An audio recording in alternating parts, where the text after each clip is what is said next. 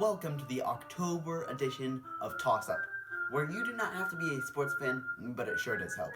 I'm Nick Chambers, alongside J.C. Morgenstern, and today we're going to be discussing the two sports that matter the most right now, football and baseball. The MLB playoffs have been must-see TV this year. To start, the NLCS between the Phillies and D-backs has gone to 7 games and has been killer pitching and batting. But also the ALCS is the same. 7 games with ending up the Rangers taking the pennant. What are some of your thoughts on the 4 100-win teams from the regular season this year in the MLB postseason? The 400-win teams to start this playoffs all lost preceding the NLCS, something that we've almost never seen, especially considering the success of the Dodgers and Braves early in the season and the Orioles.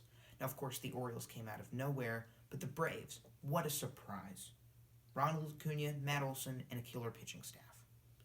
Those offenses were incredible. The Braves even set records. Didn't end up mattering in the postseason.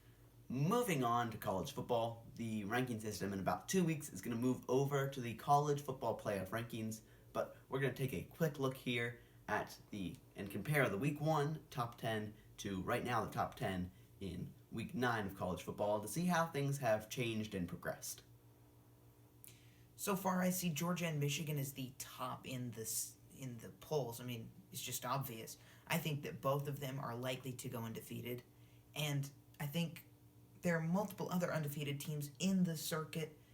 However, they are not showing the exact dominance that Georgia and Michigan are. And keep in mind, Ohio State does still have to play Michigan at the Big House, Yes. So that's definitely a concern for them. Meanwhile, probably the best conference this year has been the Pac-12, which is going to offend the entire South. But I said it. The Pac-12 could really be won, realistically, by 8 teams currently. Yeah.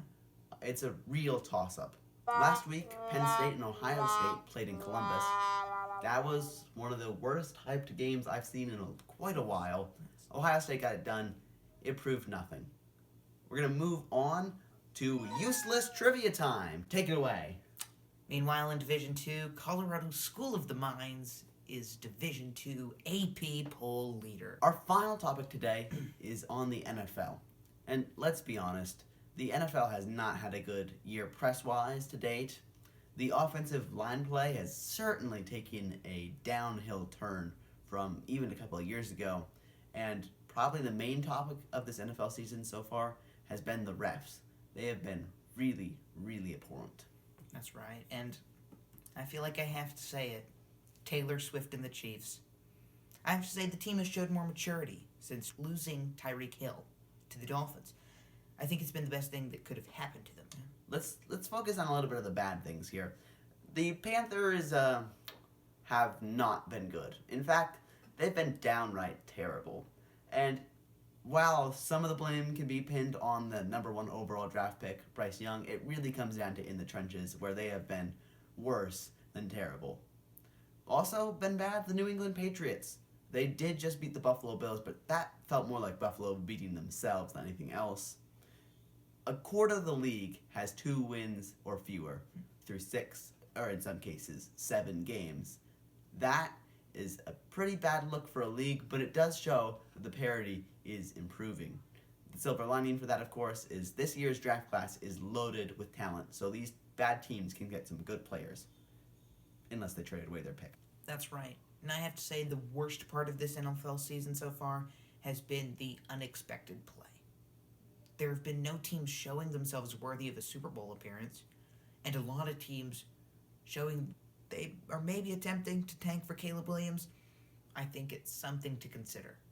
Now, even though the Panthers have by far been the worst team in the league, they don't have any draft picks. So, they obviously aren't tanking for Caleb Williams. But some of these teams you have to think, are they? Are the Packers done with Jordan Love? Are the Patriots done with Mac Jones? Are the Buccaneers going to be able to find out a quarterback situation? And are the Commanders happy with Sam Howell? Just a bunch of considerations to think about, and if teams are willing to trade up for Caleb Williams. And I'd say the biggest one of those is, are the Bears done with Justin Fields? It's still hard to tell, and he's getting injured an awful lot for him to be the long-term answer. It's certainly a question to be asked. That's all for this month.